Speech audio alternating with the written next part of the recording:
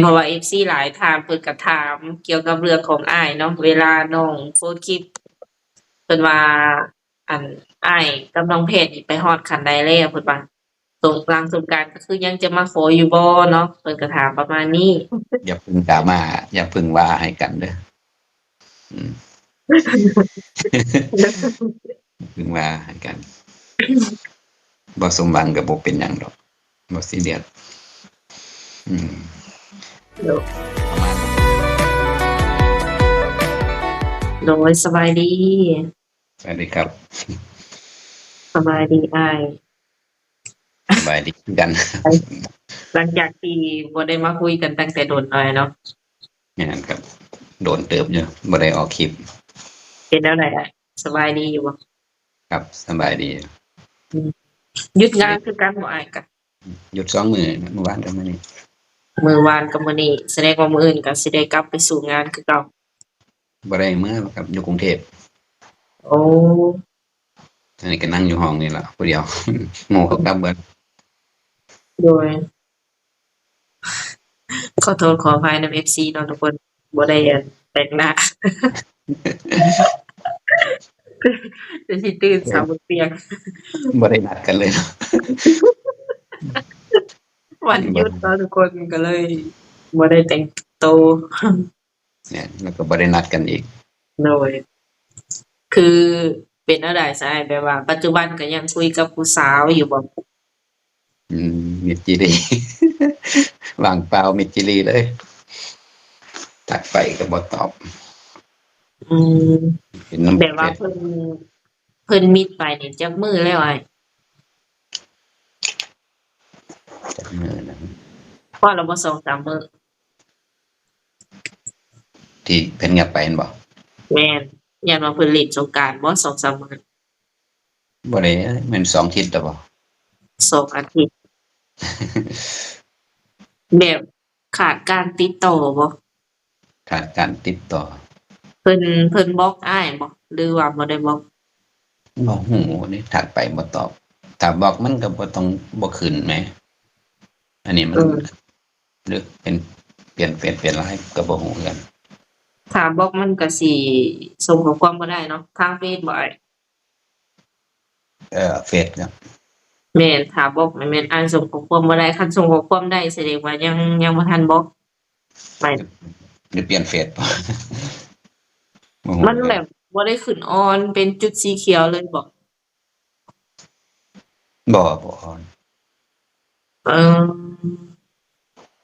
อ่านครั้งล่าสุดที่ว่าคุยกันแล้วก็หายไปนะแบบว่าหายกันไว้ บ่ได้ผิดหยังกันเด้ล่ะ เออ เป็นก็ว่านั่นขอเงินแหน่จักพันนั่นล่ะ อืม ก็เลยโอนให้800 โอนแล้วก็บ่เห็นอ่านบ่เห็นตอบมิดจิรีก็เลยทักไปคือบ่อ่านว่าเนาะจักได้บ่ได้เฮาก็กังวลเนาะเฮาโอนเงินไปแล้วกังวลย้านเพิ่นบ่ได้นะก็เงียบไป โดย ก็เลย4-5มื้อเห็นเพิ่นอ่านอยู่แต่เพิ่นบ่ตอบ อืม ก็คือแบบว่าเพิ่นมาถ่ายรูปลงเฟซสิบ่แต่ว่าบ่ตอบอ้าย แม่น เงินน่ะฮู้หรือบ่ว่าเพิ่นเอาได้หรือว่ายังบ่ทันเอาได้ บ่ฮู้ แต่ บ่ฮู้แล้วเฮ็ดแนวใดบัดนี้เรื่องที่ว่าสิมาขอหลังสงกรานต์มันก็ยังสิเป็นไปตามที่ว่าเว้าอยู่บ่อ้ายคิดว่า นั่นโอ้ อ่แม่นแบบว่ายังสิคงเป็นไปตามที่ว่าได้เว้ากันอยู่บ่หรือว่าแนวใดตอนนี้ ก็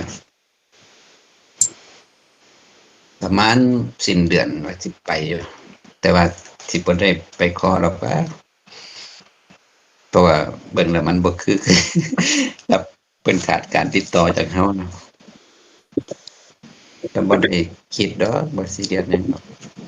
ถึงแม้นเพิ่นสิเลิกคบ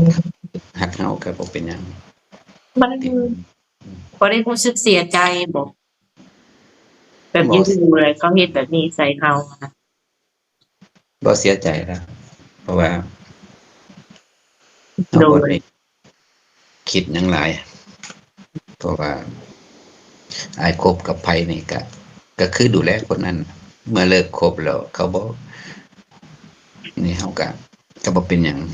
บ่เว้าถึงแล้วก็สิบ่โวยวายคือไอ้หนุ่มไทยบางคนดอกอืมหนุ่มไทยว่าสาวแฟนสาวมุ้งมิ้ง เอาเงินให้เขาแล้วก็โวยวายเนี่ยอันนี้เขาโดยเต็มใจดูแลเขาเนาะเมื่อเขาบ่นี่เขาบ่เป็นหยังเขาก็หาผู้ใหม่ หาผู้ใหม่ เขาหาคนจริงใจกับเขาเนาะแม่ดูแลผู้ใหม่ตัวเงินโดจำกัดกับยโดยงานถือว่าให้เขาไปคืออ้ายก็ทำใจสักพักแล้วบ่ก็ทำใจ แต่หูว่าเขาอายุน้อยแล้วก็บ่สมหวังดอกคิดว่าก็เลยเตรียมใจไว้อยู่แต่แล้วแต่ดวงแล้วแต่เขาสิมักบ่มัก อืมคือจักสิว่าแนวใดเนาะแบบว่าเมื่อก่อนทันได้ฮอดสงกรานต์เนาะก็ตกลงกันจบเจือเนาะว่าสิมาเล่นสิมาถามเรื่องค่าดอกพออ้ายอันสิว่าได้สู้เนาะกับเรื่องค่าดอกเพิ่นบัดต่อมาแล้วเพิ่นก็เงียบหายไปจากอ้าย ใจเหตุผลอยู่ว่าเป็นเวียกแพงเพราะอืหยังมเฮากับศูนย์บ่ล่ะแม่นคันอ้ายว่าบ่สู้ก็ยังสิว่าอ้ายถอยได้เนาะอันนี้อ้ายยืนยันที่จะสู้ค่าดอก200,000 300,000ก็สิสู้บัดนี้อ้าวบัดสิฮอดสงกรานต์อีหลีแล้วก็คือน้องเงียบไปเลย เนี่ยไปเลย เออก็ถือว่าอ้ายก็ทำดีที่สุดแล้วเนาะแบบสู้สุดๆแล้วนะก็ แม่นเฮ็ดดีที่สุดแล้วเขาแม่นมีทางเลือกมั้งเขาก็ยังบ่ได้ว่าบ่ได้เครียดแล้วหลังสงกรานต์นี้อ้ายก็ยังสิมาอยู่บ่ว่าสิไปอยู่แต่ว่าสิไปเยี่ยมไปยามซื่อๆดอกไปเลาะเบิ่งเล่นไปเที่ยวโดสิยไปหาจีบสาวมันบ่ไปหรอก อืมมาฮอดเลยก็สิเป็นหยังเนาะอยากไปเบิ่งสาวก็ได้สิเป็นหยังไปเบิ่งทุกคนนั่นแหละโดถ้าเปิดยให้คนใดแหละ แบบว่ามาเห็นตัวจริงเลยเนาะคนใดรับได้ก็คุยเนาะแม่นผู้ใดรับได้ก็คุยกันแบบว่าเปิดตัวเปิดตนให้เห็นหน้ากันนั่งคุยกันไปรับได้ดูแลคนนั้นน่ะ อ่าสำหรับน้องแพทย์นี่อ้ายก็ยังสิมาแวะเล่นนำเพิ่นบ่คิดว่าก็ว่าจะแวะอยู่แต่ว่าสิเจอหรือบ่เจอนั่นอีกเรื่องหนึ่งแวะอยู่ดอก มาแบบเซอร์ไพรส์เลยบ่ต้องบอกบ่เดี๋ยวมาแล้วไปหาอยู่เมืองแล้วนะเจอก็คือเจอคันบ่เจอก็ไม่ถอย เนี่ย เพิ่นบ่ไปไสดอกนะคิดว่าบ่ไปอยู่บ้านก็อยู่นาน่ะคือว่าไปเฮ็ดงานอยู่เซโนแม่นตอนที่วันอันอ้ายติดต่อบ่ได้แรกๆเนาะทางน้องก็ได้ไปหาเพิ่นแต่พ่อเพิ่นอยู่เรือนแล้วพ่อเพิ่นบอกว่าน้องแพทย์น่ะไปเฮ็ดเวียกนี่แหละเกี่ยวกับงานอิหยังสักอย่างอยู่สวรรณเขตอยู่สวรรณเขตว่ามันเซโนโดยบ่ฮู้ว่าตอนนี้เพิ่นยังเฮ็ดบ่หรือว่าแนวใดน้องก็บ่ได้ไปตั้งแต่มื้อนั้นเลยไปหาเพิ่นก็บ่ได้เป็นกังวลใจเนาะบ่ได้ซีเรียสเนาะอ้ายเนาะบ่ได้เครียดบ่ได้ว่าหยังเพิ่นเนาะเครียดอิหยังเนาะอืมมื้อตั้งใจแรกมื้อแรกๆที่ว่าอ้ายติดต่อเพิ่นบ่ได้นี่จะอ้ายรู้สึกแบบใดก็พยายามเรื่อยๆนะพยายามติดต่อเรื่อยก็พอโดดไปโดนไปก็ปล่อยมันนั่นแหละแต่เขา โดยถ้าเขาเห็นคลิปแล้วก็คลิปนี้แล้วก็อยากขึ้นมาก็บอกว่ายินดี อืมยังยังให้โอกาสอยู่บ่ว่าแนวนั้นก็แต่บ่แม่นฐานะแฟนเด้อมัน เอาเป็นพี่น้องกันก็ได้ เอาอ้ายก็เครียดเป็นบ่อ้ายก็เครียดแล้วได้บัดนี้เนาะ บ่เฮาก็เป็นพี่น้องกันแต่สิให้ซัปพอร์ตคือเก่าบ่ให้ อืมที่ผ่านมานี่ก็ถือว่าให้น้องเพิ่นไปสิบ่อ้ายอ่าถือว่าช่วยเหลือกันหยังนี้บ่ก็ให้ไปเพราะว่าเฮาดูแลเขานี่แหละนะเฮาคบกันเนาะเราก็ดูแลกันไปนี่เมื่อเลิกคบกันแล้วเราก็บ่ดูแลตอนเนาะเดี๋ยวหาผู้ใหม่ก็ดูแลผู้ใหม่ อืมอย่างเพิ่นบ่ได้บอกอ้ายไปตรงๆบ่ว่าสิเอาหรือว่าบ่เอาก็เพิ่นบ่ได้เว้าบ่ บ่ได้ว่าครับอยู่ๆเลยหายไปเองซื่อๆเนาะให้ไปซื่อเอออืมล่าสุดอ้ายโอนเงินไป800แล้วก็เพิ่นก็เงียบไปเลยเนาะๆไปเลย โดยน้องคิดว่าถ้าน้องเพิ่นอยากติดต่อกับอ้ายสมมุติว่าโทรศัพท์เพิ่นเพหรือว่าอ่าหยังเฟซเด้งเฟซหยังจังซี้เนาะเพิ่นก็สามารถแบบติดต่อได้ผ่านเราหรือว่าผ่านแม่สมหวังหรือว่าคนที่ไปถ่ายลาวเนาะถ้าว่าเพิ่นอยากติดต่อกับอ้ายหั้นนะ อันนี้แสดงว่าเพิ่นก็บ่ได้อิหยังเพิ่นก็เซยไปเลยก็แสดงว่าเพิ่นบ่อยากติดต่อกับอ้ายแล้ว ถ้าเพิ่นอยากกลับมาก็บ่ได้บอกเพิ่นนั่นล่ะแม่นเพิ่นสินั่นเพิ่นก็เข้าได้คือเก่านั่นน่ะอืมเพจถ้าถ้าว่ามาเห็นตัวจริงกันแล้วน้องเพิ่นอยากกลับไปเป็นแบบฐานะคือเก่าได้ไดก็ก็ได้อืมเห็นตัวจริงกันแล้วว่า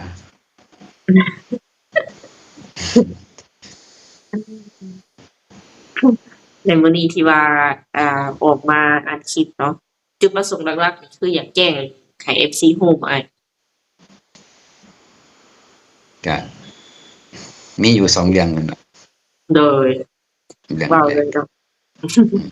เรื่องแรกก็เรื่องน้องแพทย์นี่ล่ะเรื่องว่าสิมาสู่ขอนี่ว่ายังคบกันอยู่บ่ยังมีกันอยู่บ่นะอย่างที่2ก็เห็นยูทูบเบอร์ไทยเขาไปเป็นเจ้าทายอยู่เนาะ เห็นแต่ผู้อื่นเจ้าของอะ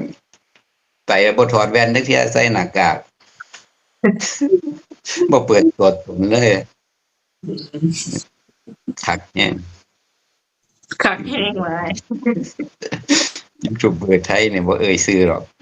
โดยเห็นคลิปนี้เพิ่นสิฮู้เจ้าของอยู่ดอกโดยแต่เวลาไลฟ์สดไลฟ์หยังนี่เพิ่นเห็นเพิ่นสิคอมเมนต์ดีๆดอกเมื่อวานไปเที่ยวแฟชั่นไอแลนด์ไปเบิ่งอยู่โดยคอนเสิร์ตเพิ่นก็กดไลค์ให้อยู่กดไลค์ กดไลค์เวลาลงเฟซอะ อืแสดงว่าอ้ายก็เบิ่งคลิปนั้นอยู่เนาะเบิ่งจนจบบ่เบิ่งจบเลยกดเบิ่ง2-3เที่ย ป๊าดเบิ่งเบิ่งแล้วก็เขียนเบิ่งคอมเมนต์นำ โดย อ่านคอมเมนต์ไปอยู่ โดยเห็นแต่ผู้อื่นนั่นเนาะคันเฮาถามแล้วก็ว่าไปเฮ็ดงานนั่นล่ะ โดยเฮ็ดงานอยู่บ้านเฮาก็ได้ไปเที่ยวลาว อืมโดยก็เลยสิว่าได้อยากออกมาชี้แจงเรื่องน้องแพทย์แหน่เนาะแม่นเพราะว่า FC หลายถามเพิ่นก็ถามเกี่ยวกับเรื่องของอ้ายเนาะเวลาน้องโพสต์คลิปเพิ่นว่าอั่นอ้ายกับน้องแพทย์นี่ไปฮอดขั้นใดแล้วเพิ่นว่าหลังสงกรานต์ก็คือยังจะมาขออยู่บ่เนาะเพิ่นก็ถามประมาณนี้เห็นอยู่ใต้คลิปเจ้าโดย เห็นเขาเจ้าอยู่ แต่ว่าน้องก็ยังบ่ทันได้ตอบเพิ่นไปว่าแนวใดมีแต่ว่าสิบอกเพิ่นในคลิปนี้อะแหละเนาะแม่นคิดว่าจะได้กันอีหลีได้น้องคิดว่าอาจสิได้กันอีหลีนะแม่นบ่แม่นครับก็ผู้หญิงเขาบ่มักเฮาคือสิได้เขา ตอนแรกๆหั้นแหละตอน ตอนที่แรกน้องคิดว่าแบบส่งสิได้กันอีหลีแบบส่งสิสมหวังอะไรนะเพราะว่าแนวใดอ้ายก็สูงเนาะอืมครับบ่พอมาเป็นแบบนี้แล้วก็ FC หลายคนก็คือสิอาจสิว่าไงคิดบ่ถึง บางคนก็เดี๋ยวสิอ่านคอมเมนต์อยู่หรอกจบคลิปนี่นะ เป็นจังได๋บางคนก็ให้กำลังใจบางคนก็เว้าทางลบได้ก็บ่เป็นหยังต่างคนต่างคิดต่างจิตใจโดยแต่ว่าอ้ายยอมรับแล้วเนาะยอมรับได้แล้วแม่นบ่ยอมรับอยู่ว่าโดยก็บ่โทษไผน้อยเนาะบ่โทษทางนั้นแล้วก็บ่โทษทางนี้หรอกโดย ถือว่าอ่าบ่ซื้อโดย เสื้อผ้า บ่ถูกใจก็บ่ซื้อโดนตัว แล้วดีใจดีใจที่ว่าเฮ็ดอ้ายเนี่ยยิ้มได้เนาะแม่นบ่คิดหลายแบบ บ่ซื่อๆบ่ได้ซื่อบ่ได้คือเครียดบ่ได้คือโทษเขาๆโดยคิดซะว่าบ่แม่นเรื่องคู่กันบ่ก็บ่แม่นคู่กันโดนตัวบ่ได้คิดหลายเลยอืมบ่แม่นวัยรุ่นเนาะพอสิปากใจคักแน่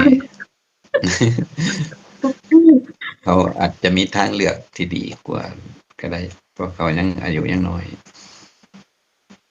อ้ายคิดประมาณนั้นบ่คิดแบบนี้แหละบ่ได้คิดที่เอาแต่ใจตัวของสิเอาให้ได้บ่แม่นอืมก็ฮอกกะดอง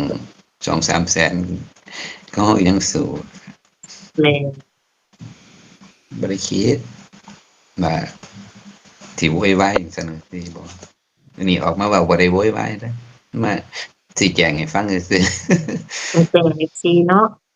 แจ้งให้ฟังว่าเป็นจังไดคือมิตรจิดีแท้เรื่องอ้ายกับน้องแพทย์ครับก็สิมีคนลุ้นอยู่แม่นสรุปแล้วก็คือจบบ่อ้ายบ่จบแล้วบ่จบหรือบ่ก็แม่นเราก็อยู่ไปจั่งซี้ล่ะเดี๋ยวสิไปพ้อกันอยู่ดอกจังว่ากันอีกทีหนึ่งอืม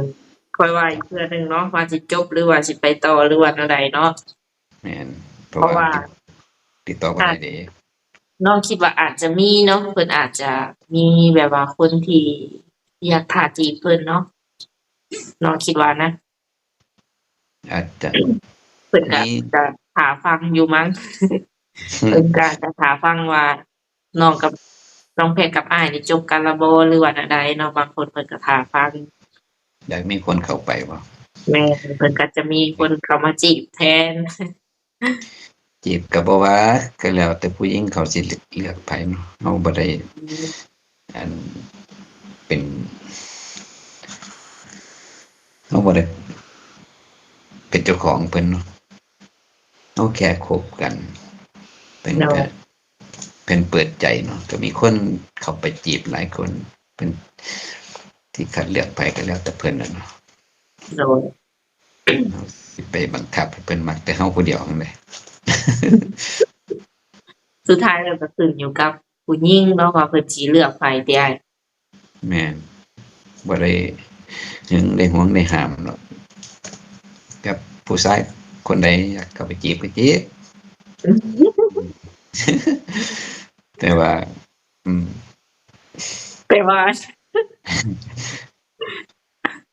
มีแต่ว่าอีกว่าเอาใจน้องเพิ่นแหน่หั่นน่ะ อ๋อน้องเพิ่นเป็นคนนั้นอารมณ์ร้อนได้จักหน่อยอ้าวคืออันนี้เอาใจสุดๆแหละ ใจเพิ่น โอ้แสดงว่าอ้ายเพิ่นนี่ก็มีการแนะนำเนาะคนใดที่สิเข้ามาคุยกับน้องเพิ่นต้องรับนิสัยเพิ่นให้ได้ประมาณนี้เนาะอ้ายเนาะต้องเอาใจเพิ่นให้ได้ดูแลเพิ่นให้ได้เอออ้ายว่าอ้ายเฮ็ดคักแล้วโดยขออนุญาตถามแบบที่ผ่านมานี่เอาใจยากบ่หรือเอาใจง่าย ถ้าเฮาว่าโอเคนี่เพิ่นก็ใจดีไว้เด้ออย่าไปขัดเพิ่น โอ้หมายถึงว่าคันอยากได้อิหยังนี่บ่คาดใจเลยแม่นได้เนาะ แม่นเว้านำเฮาเยอะ เพิ่นว่าเฮาได้เด้อให้อืมท่านก็อารมณ์ดีโลดถ้าเฮาไปขัดใจเพิ่นจมบ่เซาจักเที่ยจมเป็นจั่งใดว่ามันไฟไหม้ป่าโลด เอาสิว่า อยากฟังว่าได้คลิปเสียงอยู่ดิ โอ้ เบิดเลยในโทรศัพท์เครื่องเลย โอ้มีคลิปเสียงบ่ มีอัดไว้2เครื่องพุ่น โด ไป ย เสียเดียว โดย อืม ตามที่ว่าอ้ายเพิ่นเคยคุยกับน้องเนาะเคยจีบน้องมาก่อนเนาะทุกคนเนาะเพิ่นจะรู้หลายกว่าทุกคนว่าซั่นซะ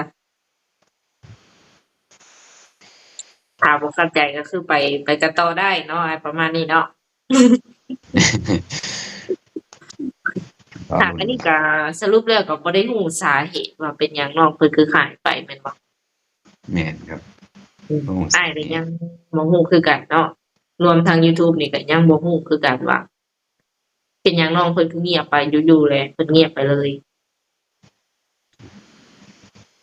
ฟังเบิ่งหลังสงกรานต์หน่อยเนาะ ฟังเบิ่งไปพอกันก่อน ฟังเบิ่งหลังสงกรานต์ ตัดสิน ให้ ใจ คบ บ่ ฟั ได้ งได้อีกแล้ว อืม คือตามอ้ายเว้าก็โอเคเนาะก็ดีที่ว่าอ้ายว่าได้ก็เอาบ่ได้ก็บ่เป็นหยังเนาะเขาบ่ได้บังคับคืออ้ายเว้าตั้งแต่คุยกับเพิ่นมานี่เคยเว้ากับพ่อกับแม่เพิ่นแบบกับเพิ่นตัวจริงเลยบ่เคยเว้าอยู่บ่อ้าย บ่เพราะว่าโทรศัพท์เป็นโทรบ่ได้เด้ เอออืม เลยบ่ได้คุยกับพ่อกับแม่เพิ่น โอ้ มีแต่หยัง โดยสุดท้ายนี้อ้ายมีหยังอยากฝากถึง FC ที่ว่าคอยรุ่นแล้วก็ให้กำลังใจอ้ายบ่ ก็ค่อยติดตามต่อไปครับ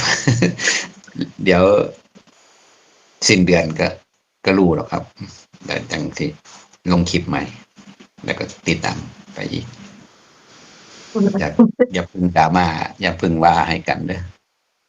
อืม เพึ่งว่าให้กันไว้ติดตามต่อไป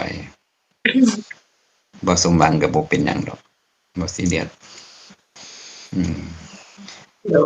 ประมาณนั้น เดี๋ยวใช่เพิ่นฝากถึง FC เนาะทุกคนเนาะรุ่นไปนำกันเนาะทุกคนอีกหน่อยหนึ่งก็สิฮู้แล้วแบบนี้เนาะยังอีกนึบแบบว่าอึบบัดหนึ่งเนาะท้ายเดือนก็คือจะฮู้เลยว่าสิไปต่อหรือว่าแนวใดอ้ายมาแล้วสิฮู้คำตอบแม่นบ่ เนี่ยจะให้ถ่ายทุกซองมันไปฮอด อืมในใจแบบว่าจะกล้ามาอยู่บ่ ค่ะเป็นหยังเฮาบ่ได้มีหยังเนาะ ย้านว่า เป็นหยัง ย้านว่าบ่อยากให้ไผเห็นหน้าเห็นตาบ่อยากให้ไผเห็นตัวจริงหั้นน่ะ บ่ได้ว่าบ่ได้คิดเด้อเฮาบ่เห็นกันสิได้รู้จักกันเนาะ โดย สิไปปิดบังเฮ็ดหยังบ่แม่น FC บางคนให้ถ่ายแต่ผู้หญิงเจ้าของบ่ถ่าย บ่ได้ว่าเด้นะ โดยก็โอเคหน่อยเนาะมีแต่ว่าเป็นประมาณนั้นถ้าว่ามีอิหยังคืบหน้าน้องสิขออนุญาตอัปเดตใหม่เด้อ ครับได้ยินดีครับ โดยแล้วใดก็ขอบใจอ้ายหลายๆเนาะที่ว่าเสียสละเวลามาโอ้ลมกับเฮาเพื่อที่จะให้ FC เพิ่นฮู้เนาะความคืบหน้าโดยสู้ๆเด้ออ้ายเด้อ บ่ได้คนนี้ก็หาคนใหม่เนาะ หาคนใหม่หาคนที่เขาพร้อมจะสร้างสากับเฮาตัว โดยเป็นกำลังใจให้ โดยสำหรับคลิปนี้ก็สิได้ขอตัวจบไว้ก่อนเนาะโดยสบายดีอ้าย ครับสวัสดีครับ